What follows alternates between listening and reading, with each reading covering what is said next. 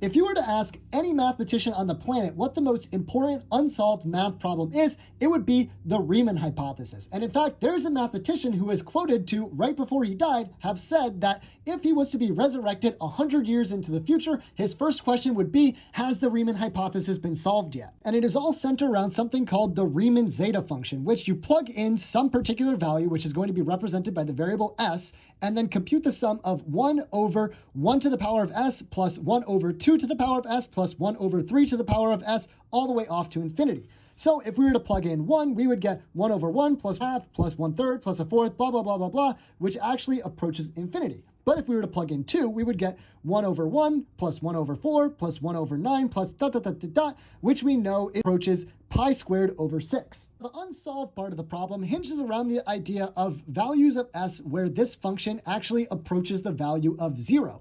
And because if we have a positive number, we're not going to have this approach 0 because you're just adding a bunch of positive things. We actually need to look into complex or imaginary numbers.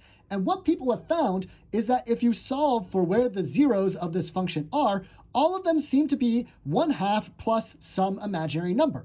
And the Riemann hypothesis says, is it guaranteed that if this function has a 0, then the real part must be 1/2?